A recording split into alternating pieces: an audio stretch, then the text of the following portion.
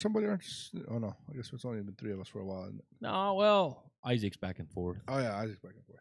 but the rest of us, the normal ones, are here. Yeah, so I just got back from Alaska, which was interesting trip. Was it cold? It was not that cold. The actually. pictures look cold. It was when it was raining. It was very cold. Oh, okay. So the rain got pretty cold, but it wasn't that cold except for the rain because it was 50s and 60s, 24/7. Really? Yeah, you only got like 2 hours of dark. I How don't know. much sleeping? I don't. Oh, I went to sleep, but I don't know exactly how long because it's right when you get up. Yeah. Still, the sun's going under when you go to sleep at 10, 11 o'clock in the evening. It goes under for 5 hours or something like dawn or I mean dusk. Yeah. The sun setting takes more time going down and up than it is down. It seems that way. Kind of cool. It takes for a long time. And not just, I thought Anchorage was a big town. Like Anchorage is their main town. Mm-hmm. It's not very big. It's not even as big as Odessa. Really? It's a little bitty town. I would have thought. I would have expected something not big. very nice either. I mean, it's kind of hard to have anything nice in an There's environment a nice like railroad though. that. I bet. It's too private, I think, as far as I know. Really? Yeah. Wow. Pictures look pretty cool. Yeah. Should have brought some pictures with you. I have pictures. Well, I mean, with you here. Yeah. You should have sent some to Aaron. I didn't. How did we not think about that? I didn't even think about that. Our production team is off on their game. You know, you still can, right? I still can. Oh. How do we do this? Send it to my WhatsApp. Send you WhatsApp. But in the meantime, you still need to keep talking. Oh, okay. I still need to keep talking. Yeah. So you had a topic today, so. I did have a topic today. But if you're busy sending, we might have to skip that one. No, let's do that one first. I'll do this later. Good idea. We can also just share those on the page. we could. Yeah, Yeah, we'll that'd do be a that. good We'll do idea. that. We'll Yeah, just do let's that. do that. On to other business. There was onto what we actually came here for. So the guy one of the reasons I went 4 days of fishing is to really get to know Ford Taylor. First of all, I love his first name, Ford. Of course. His first name is Ford. Yeah. And he's very proud of. I'm a '57 Ford. He's at least as tall as vintage. me. A little bit. He's at least taller than me, or a little bit taller. He's a big dude. Really? Oh yeah, big guy. You wouldn't see it when you see him like on videos and stuff. I didn't think he's that He big. is the description of what in southern slang you call ornery. The guy is just like a little bit of everybody, just constantly. Bit Well, mad foreign. But that's fun. it is very fun, and especially like for me, it was because I know Andy. Andy is very by the book. It seems like he's a great teacher. A lot of fun to be around. A lot of fun to learn from. And he can be fun, but not like Ford. Yeah. Ford is different. Like he's trouble. Laid back, more easygoing. Just trouble. Yeah. And he's I old. can see that. Born in 57. He's what, 100 years old? Wow. I don't know if I go as far as you think about that. We're creeping up. I don't say that's old yet. And so we'll get into that, the rest of it. But so he mentioned something that really, so he teaches what is called, he calls it TL, which is transformation leadership.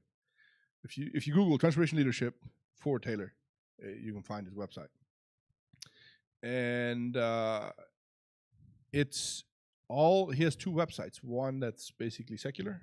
It's all biblical based, but has no Bible verses. And he's had people like big company. There is governments in Europe and in Africa that run their country according to his teaching. Oh wow! He's had them come in. He went to some like Muslim countries, and he couldn't teach someone what he had, and they said, "You're going to have to leave this out." And he said, "No, I'm not. You're going to find somebody else." Oh wow! Yeah, and Kind of impressive. then they let him. Then they let him. Then they let him. So that's where you get the ornery from. Yeah, he's just. Well, anyway, one of the things that really hit me was Matthew 18, and the verse is 20 that he talked about, where wherever 2 or 3 come together in honor of my name, I am right there with him, and so whatever you ask for.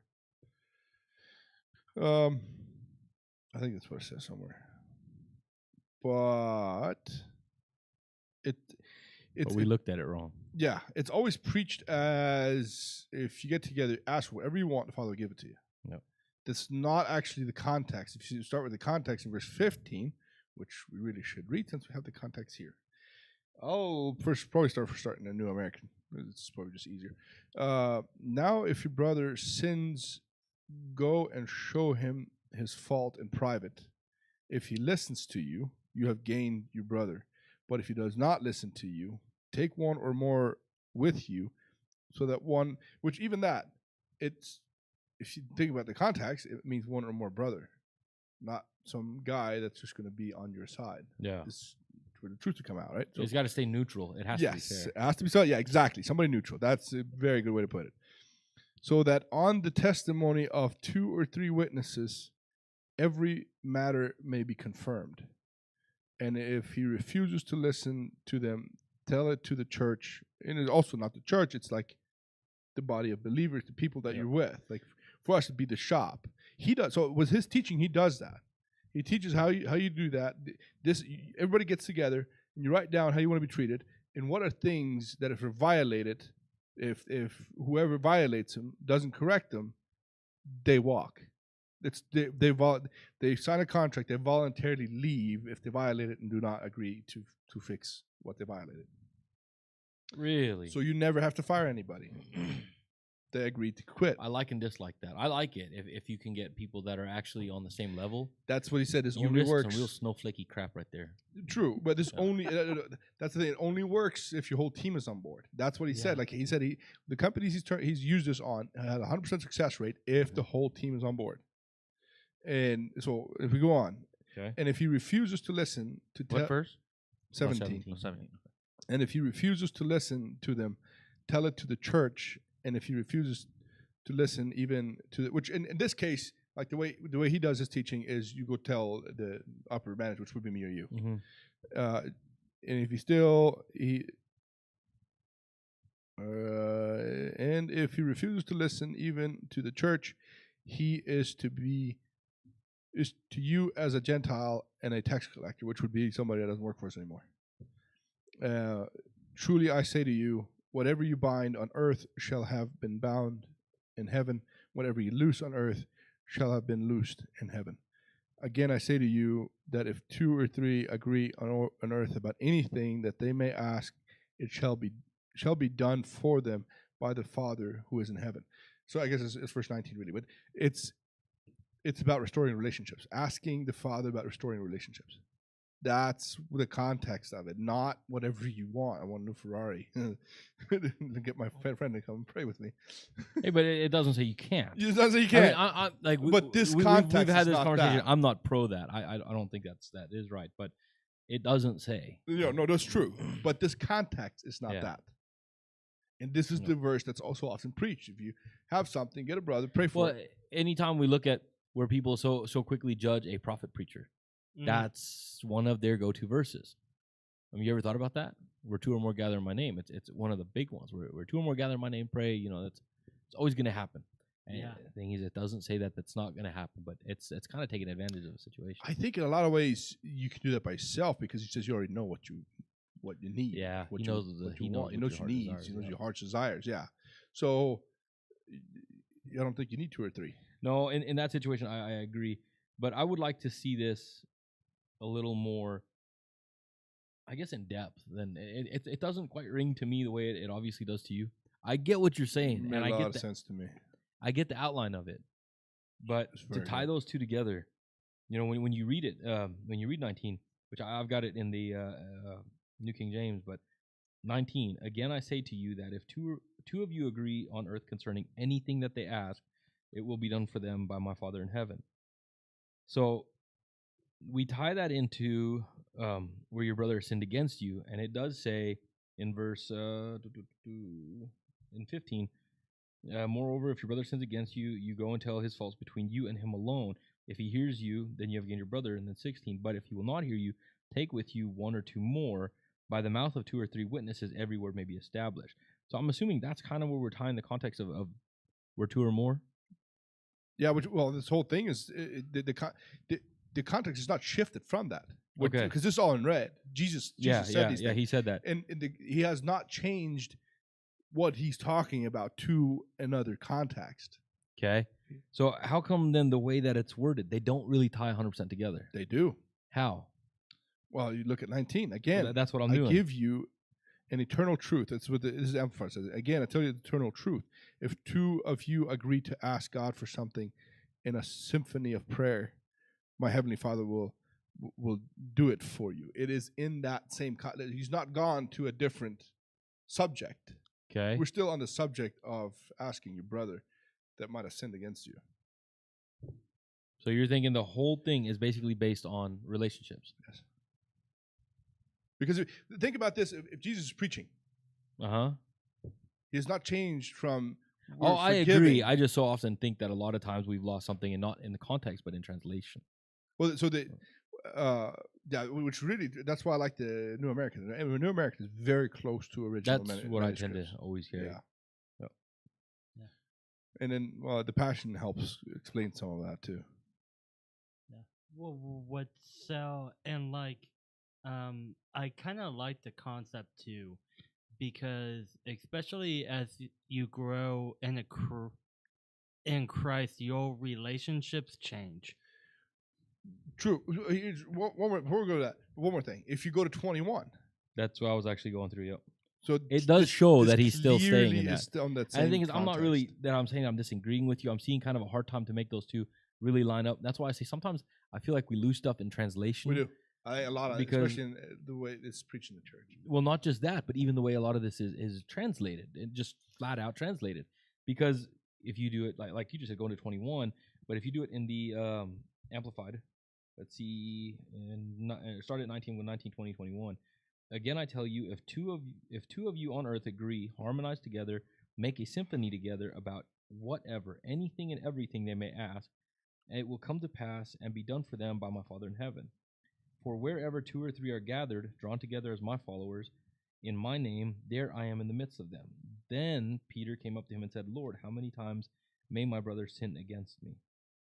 So you are right. It is tied directly into that. It's just when you read it, it's easy to take it out of context. Well, it really is, because the way it's worded, it sounds like it's changed the subject. Which this would be easier if you take the verse numbers out of there. It would. If you read it all at once, because that's the way it was supposed to be. But if you read it in like the New King James or King James, they label paragraphs. So verse 15 through 20 is labeled dealing with a sinning brother, and then verse 21 should is labeled, tie into that. It should, because it says verse 21 is labeled the parable of the unforgiving servant. But if that's the case, that should not have happened until verse 23, because 21 in the New King James, then Peter came to him and said, and now we're looking at the end of verse 20 says, I am there in the midst of them. Now we've changed subject. Then Peter came to him and said, but that's not right, because what he said was, Lord, how often shall my brother sin against me and I forgive him? Up to 7 times? Then Jesus said to him, I do not say to you up to 7 times, but up to 70 times 7. So then you go to a therefore. Because that's what mine does too. It says unlimited forgiveness above 21, and it shouldn't break there. It kind of breaks as a paragraph. So we've also just lost a little bit more translation. Yeah, and it's not so much translation as it is. Well, it kind of would be, because that's where we've summed up a paragraph, structured the sentence. Yeah, the paragraph, not structured. But even all of that, it would go into a form of the paragraph of translation, because we've broken up a paragraph where we didn't. The problem is the word for word part, yes, but the actual the grammar, the punctuation is not. Yeah, not in this situation. It's the way it's structured, in my opinion. But it's also the Passion Translation has beside it says in a symphony of prayer, it has a little mark. It says in Greek the word used here is symphonio, from which we get our English word symphony. The Aramaic is if you are deserving of what you pray for. The Aramaic translation of what's used, symphony of prayer. Mm-hmm. In Aramaic, that word means if you're deserving what you pray for, my heavenly Father will do it for you. Contradictory of everything else we've ever been taught.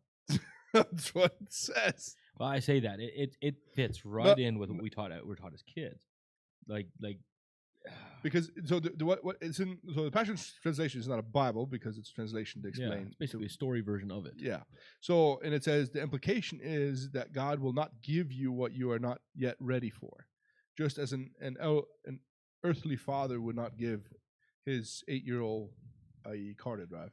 That's literally what it says. That depends on the dad. That's, I've let Yeah. my 12-year-old drive, so See, there's that. that's what I'm saying. That depends.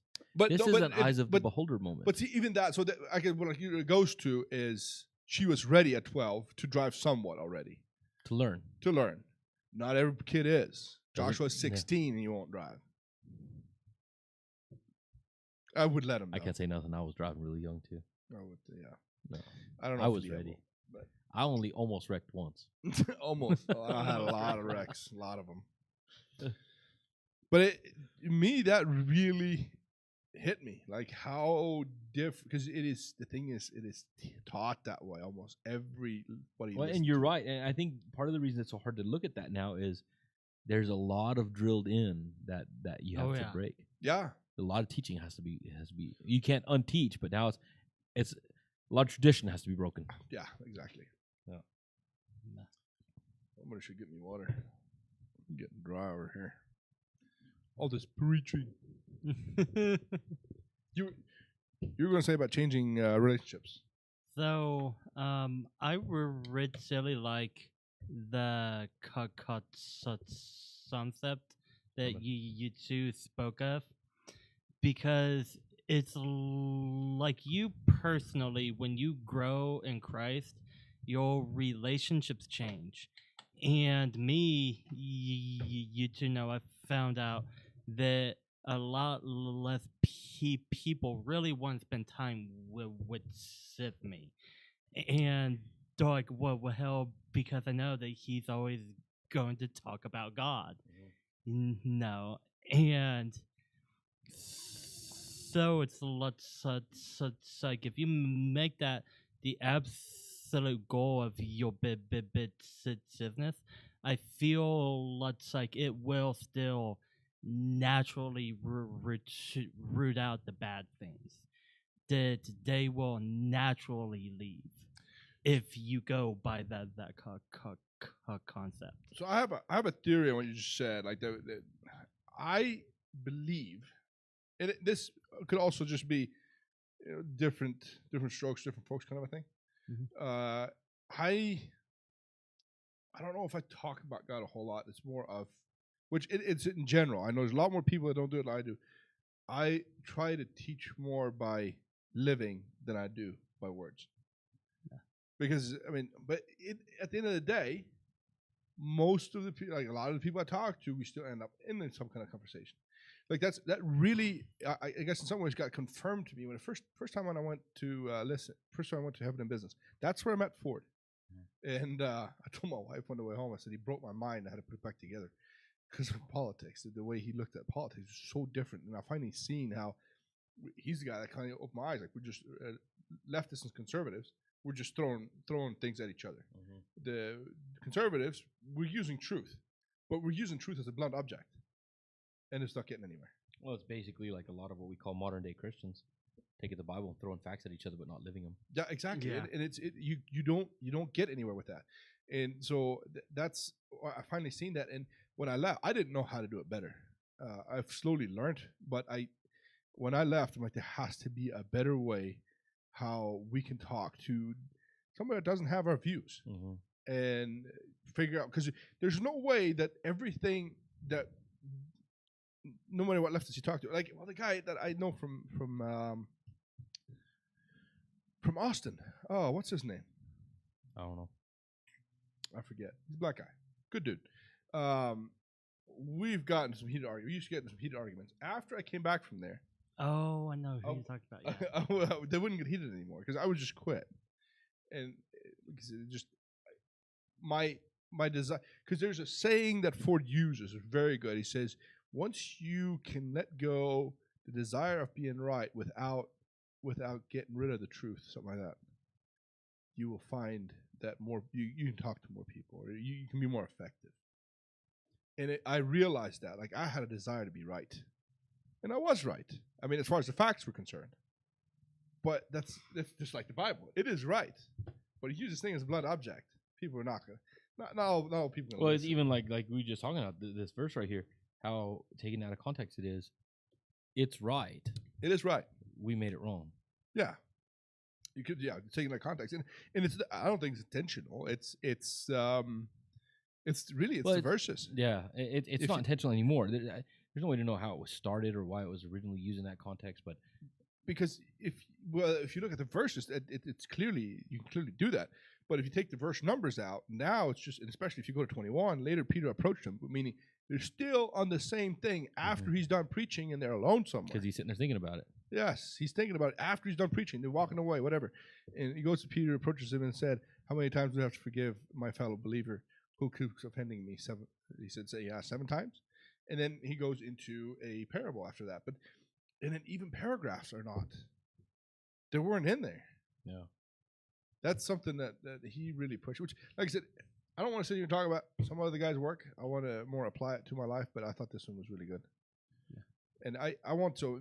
Me and Marcy, we're going to go through his. I got a free, on-demand teaching. I'm going to go through that with my wife. And because I want to learn it first, and then I already emailed them about bringing our whole team out there. Like whenever they have one, we'll shut down for 3-4 days and go wherever they have it and learn and apply it. There was 2 guys there that are going through it right now with Ford himself at their company. Oh wow. Yeah. And it's also there was another guy, Bob. I like Bob. That's like the name Bob. He did not look like a Bob. He looked more like a What professor. does a Bob look like? Bob the redneck. Bob, Okay. Bob the Builder. Well, not to a point. No, a very redneck Bob the Builder, in my opinion, would be Bob. Okay, This guy that's Billy Bob. was my point exactly. Yeah, I got it. This guy was more like what you imagine a professor looks like. Okay. And he spoke so very clearly too. Like he spoke very, very clear. Articulates. Very articulated. Yeah. Yeah. Good dude. He spent 3 hours in Air Force One praying for Trump, Really? Yeah, That's yo. cool. and nobody ever knew about this. Like with him in there? With, as far as I know, with him in there. That's awesome. Wow, that's cool. Also, like he does work prayer, and it's his thing. Work prayer ministries is what he does. So he knows a lot about this stuff, about different places have that going on. It was very interesting to me how many people do things that really move the needle one way or the other. So when the homelessness was getting so bad in California, and it still is, Yeah. it started taking over Austin as well. Austin's very liberal. Yeah, it really is. Austin's one part of Texas we don't really call Texas. But Austin, their mayor implemented a law that cleaned it up within a month. I mean, it wasn't gone within a month, but within a month, it was drastically lower, Mm-hmm. and it was getting completely out of hand, like California. And I remember Rogan talking about it, and my question was, how does a liberal mayor of that town do that when they can't figure it out? And they're spending millions of dollars in San Francisco, and it's not moving the needle one way or the other. Okay. It's probably getting worse than better. This guy can clean it up in a month with no money spent, really. I mean, or very little. I don't know exactly what the program was, but if there was money spent, it was very little. And he said, like we were talking, and he mentioned, he said there's a group that he knew that basically turned the city in 4 quadrants, 4 squares. I'm curious. Huh? I'm curious. Oh. Oh, they turned it into 4 squares, and they prayed for each section separately. Okay. To me, that shows the power of prayer, of Oh. I guess what you'd call community prayer. Yeah. I think there's oftentimes there's a place for it. We've, I think, very much blown this up. Like the last podcast, I think, was one where we talked kind of about corporate prayer versus individual prayer. Yeah.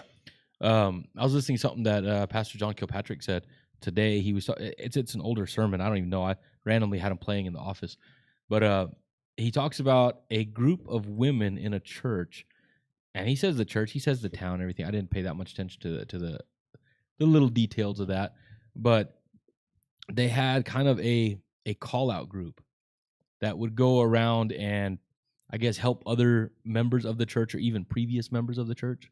And a pastor that I think at one point in time had been attending that church was, I guess, having some kind of issues. I didn't quite get all of it. I walked in part way into the story, but he was living in something. I can't remember if it was an adulterous affair or something like that. But the wife had called this group, and they had gotten a hold of whoever in their church is in charge of transportation and had decided, all right, time to go. We're going to drive down there. It was another town. They were going to go to that town where they lived. They told her to leave the house, like, don't be home. And they were going to take care of it. And one of the ladies had told him to stop at the local Ace Hardware. And the driver being like, well, what are we going to do here? And she had said, we're going to get some red paint. She had said, this is going to be it's going to be symbolic for the blood of Christ. We're going to cover the house in red paint. And they went in and basically, with the pastor not home and his wife not home, cleansed the house. But as a group, and it was one of those things, like there's times where individual prayer suffices, but there's times where it takes an army. I think so. Not just that. So I'd be curious. The paint, was that something she came up with, or something she felt was? Oh, that I don't know. It wasn't that in detail, the story. It was kind of just a little example given to something he was preaching about. Yeah. But I just thought that kind of hit kind of where we've talked about before. So we've made it to where corporate prayer is this big thing that's always required, and it's not. Yeah, your it's own to get relationship anything is done. very important, but Yeah. corporate prayer works in certain settings better it than does. individual because it's stronger. Right. Yeah. But for a lot of things in life, your individual prayer is strong enough. We just take it for granted. Right. Which, and here's what I'm thinking. Like, so we had that the other day about corporate prayer versus personal prayer, and I think for myself anyway, I would first like to really like the way I came out of that last Heaven and Business, where I knew what it was, like deep down knew what it was. I don't have it anymore. I'm looking for it, but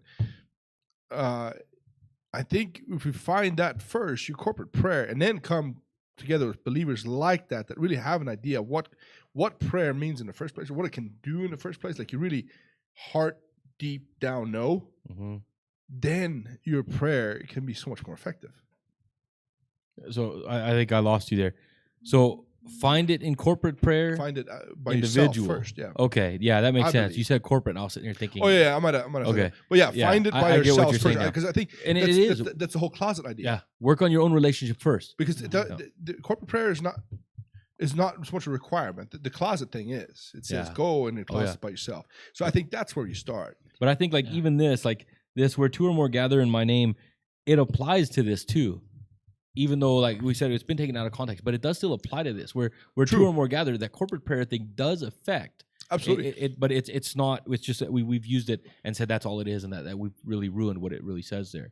But Yeah, no, I think that it really the verse I think is taught out of context, yeah, but it still applies. the two or three still applies. Absolutely, the corporate thing still applies. Absolutely, Yeah, because I think there's times where corporate prayer has really made a difference, like in encounters.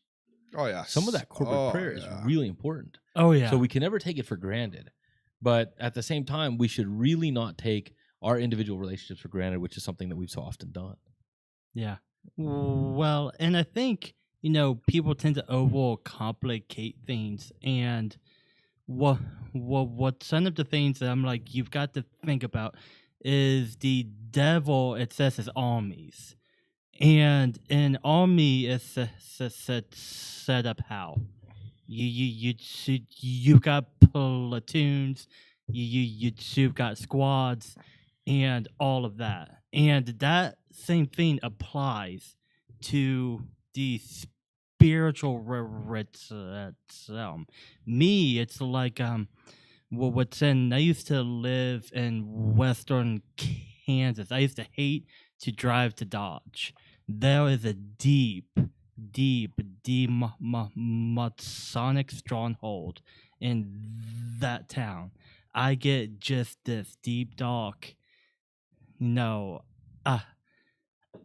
I can be 20 miles out and I begin to feel it, and then it took me more time, but then I started to feel things off about garden too. And I came to the realization that they are separate things. The cell's a separate stronghold in garden than there is in Dodge. And so it's like what's in he said about splitting the city up. No, the cities are big enough that you do get those strongholds, and you too can literally tell by going to a big old place and say, what's the bad side of town? And what son says, the south, east, north, or what's that side? No, it's 4. North, east, west, south. Yeah. So, it's like sometimes instead of thinking about it as one thing, it's actually you've got to find out and root out the multiple strongholds that they are there, and they are strongholds. So you've got to get the group together to get enough power. It's like if you're going to siege a stronghold and with your life, is one man going to do that? The answer is no. They'll go, oh, hey, phew, gone, dead. But if you get a big group, it's like, oh, well, who do we shoot first? No. And then you've got a much better chance of overtaking the stronghold. No, and so it's like we get in and we talk about all of the stuff, and we try to make it this big thing when it can be thought of. No, it says a stronghold, and the devil's got armies. It's not all the same thing. Yeah. So I agree and disagree. I get what you're saying. It'd be easier, but I don't think that one person can't. Because I mean, like nowadays, yeah, I look at the population where we're at, and so many more people are there. But what about before, when there wasn't that many? How many times was a town not falling apart that a preacher would come in, start a church, and Or even in Jesus' day, or before Jesus' day, a prophet. yeah, exactly. So one man can make a world of difference, Yeah, and but one man can win an entire town. yeah, but you see what one man, but that what one man's got the blood citizen of God, and I bet that there's a lot of angels will come Exactly. too. But it only takes one person. Yeah. It just takes one person following the calling. Yeah. So I get what you're saying, and that's kind of one of those where individual and corporate prayer where they change up. The corporate prayer is important, but we never forget what that one person's prayer can do. Yeah. Yeah. So are you done with that topic for just a minute? Sure. Okay. So on a whole nother note, one thing I was listening to earlier, we talk so often about the gifts of the Spirit. Let's hear it. Huh?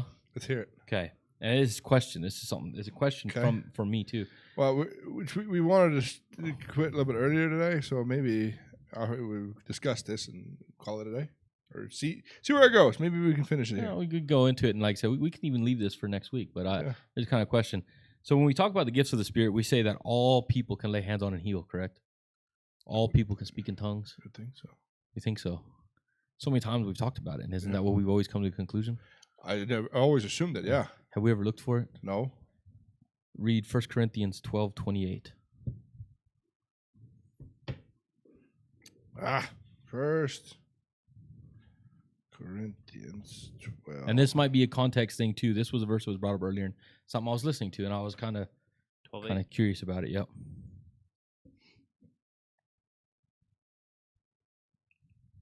So I mean, we could start at 27. I've got it in the NASB. Now you are Christ's body and individually parts of it, and God has appointed in the church first apostles, second prophets, third teachers, then miracles, then gifts of healing, helps, administrations, and various kinds of tongues. All are not apostles, are they? All are not prophets, are they? All are not teachers, are they? All are not workers of miracles, are they? All do not have the gifts of healing, do they? All do not speak in tongues, do they? All do not interpret, do they? But earnestly desire the greater gifts. But there should be one of these for everyone, I would think. I think so. Everyone has a gift, but we've always kind of used this that everybody has access to the gifts. Just some people are blessed more in one way than the other. That's what I think. I think That's what I always thought, but that's not what it says. It's true. So I was reading this You're earlier in the saying, day. somebody could be just an apostle. I think so. Well, doesn't an apostle kind of do everything? I don't know. This is something that to me is going to require a lot more research, but this is just something that when I heard it, my mind was on I don't remember looking for a cylinder head or something, and I heard this and I stopped and I made sure to write it down. So I was going to look at it later, and then I read it a little while later, and that's why I figured this is something I was going to bring up tonight, because it kind of goes a little different than we've always thought. And even for myself, I say we, but even for myself, than I thought. So it does put a little bit more of a leash on it. Yeah, like you said, it really is one of those. I can't say from what I've personally read. So I'll give you what I've heard. What a guy I really respect, Randy Clark. He's got, because the thing is, so he's got a massive healing ministry. He teaches on that. Okay. But he's had guys. He's a few of these revivals he's done, and he's told some stories. He's got guys that have gotten their anointing, you could say, at one of his outings, and have doubled or tripled the healings that he has in the last 40, 50 years in 10 or 20 years. So you could say that some have it much more abundantly than others. Yeah. That's kind of what he says. Everybody can do it to a point. That's been my thought. Everybody has access to it, right? Because it does say whatever you ask in my name. But it kind of goes to the verse we talked about earlier. And that's why, like, so now it's. I didn't think about what you brought up, but it ties into what I was thinking about. It does. So then where have we crossed these as far as how much of it really fits, and how much of it do we now have to take a step back and kind of reevaluate and say, look, this is what it says. Not everyone has it. It doesn't mean that a lot of those laws don't apply, because I believe everybody can have one. Oh, I believe everybody has one. Whether they've unlocked it or not is a different story.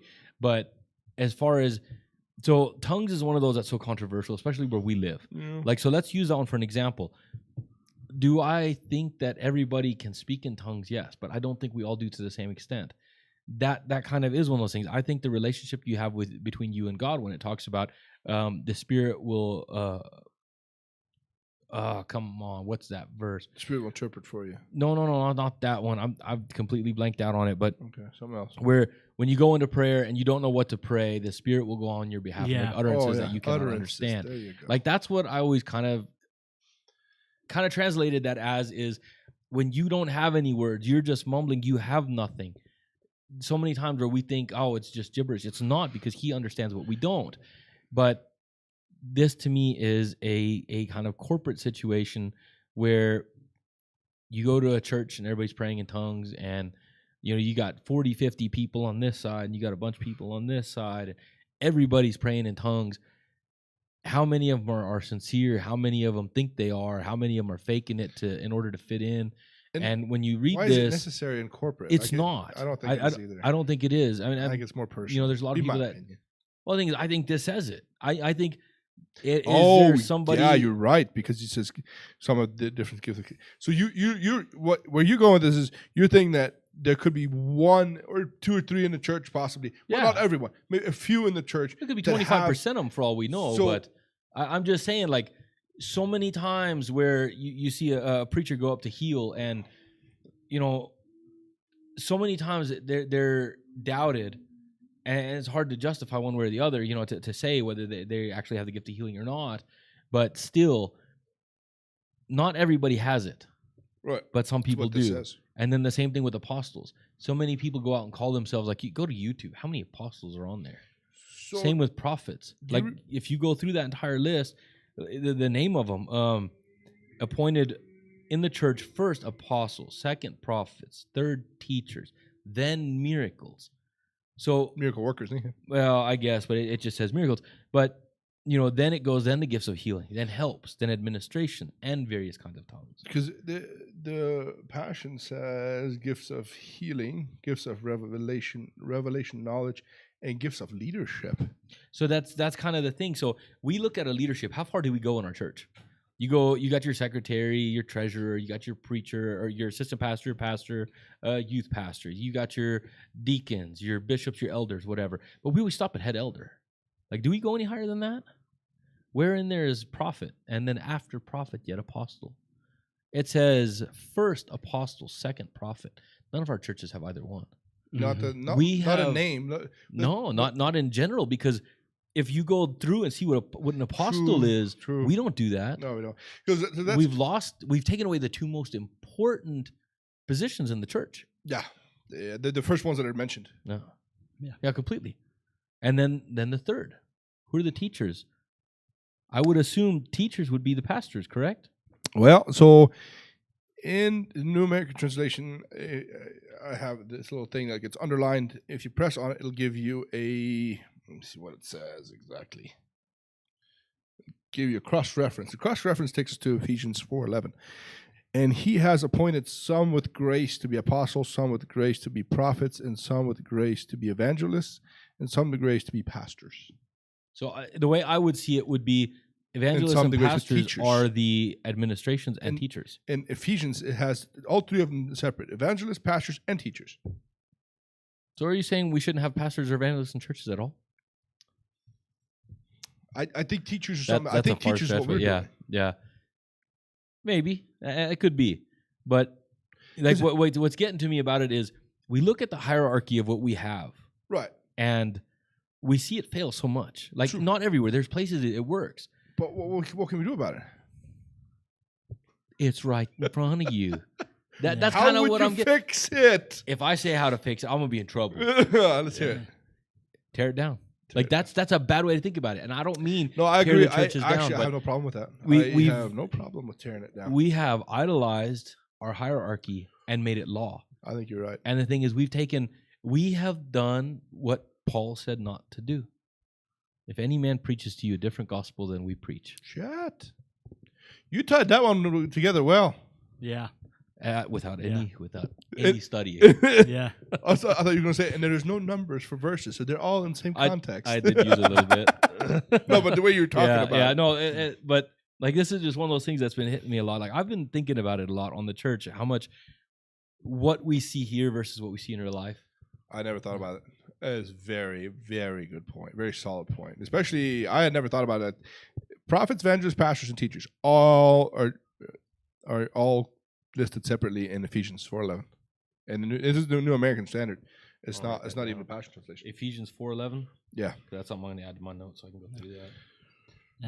So I know that my mentor that originally brought me into the gifts, I got the gift of tongues, the gift of discernment, and I got these gifts, and they didn't match up with hers.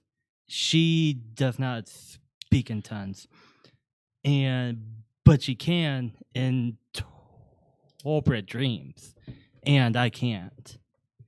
No, and I know that her giftings are different than mine, and and then as I got into them and I began to develop them, my said, "I'm sorry, but you are a wall watchman." And I'm like, "Wall watchman," and she's like, you are literally the most disliked kind in a church now. And I'm like, why? And she says, so you know Paul. Mhm. He would, from jail, write a letter to a church explaining to them, what the hell are you doing? No, and things like that, because he had the gifting of a watchman. And he could see things that other people could not see. And now all churches do not let that in at all. If anyone came in and said, I see these things wrong, they be out the door. But see, I think that would also have to come with a No. relationship, because you have to be careful who you let in there. You might, if you let people in there, you might have somebody to really destroy the church. So that applies to this, and not only that, even prophecy. I know even somebody like Andrew Womack talks about when somebody comes in and prophesies, gives a word over your life, you really watch it and see, make sure that word actually aligns with the Bible, because so many times somebody will come up to you and give you a word, and that word may or may not actually affect you or be for you at all, or be something that they just had in their flesh, not in their spirit. Which, come to think of it, letting somebody come in, that's what Bill does in his church, Bethel. Yeah. He let people come in that don't believe in healing at all, might preach against it in his church. And he lets them preach. See, somebody like that, I would like to have a conversation with somebody that's very pro and very anti to see. I would like to know where we actually stand in that as far as seeing both sides of the extremes.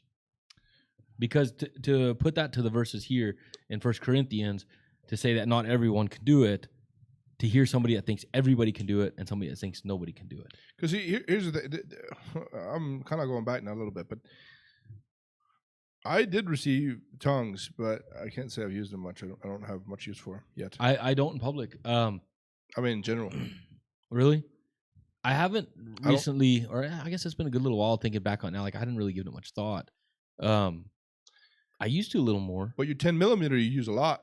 Yeah, well, sometimes. If you can find it. If you can find it. That's what I'm getting at, is if it's something that you know is valuable to you, you're going to use it a lot. That's what I'm saying. I'm hoping to find it. I just have not found a value for my tongues. I get what you're saying. And I've never thought about I've never that aspect. I've never said it something this public. I don't know if I've ever said it before, because it's just like tongues is controversial on one side, not using them is controversial on the other. Man, we're screwed from both ends. And on that bombshell. Now that bombshell, we're just gonna stop it right there. Why don't we? It kind of is. It's a good time to sum it up. Something to think about. You know, some of these things are notes to think about maybe next week. Yeah, it's Bring short, in a sweet, little bit. and it's got a lot of content, I think. Yeah, we stayed on point. Yeah, see how we do and see how we like it instead of taking it so long. Yep. Bye, Let us know. everybody.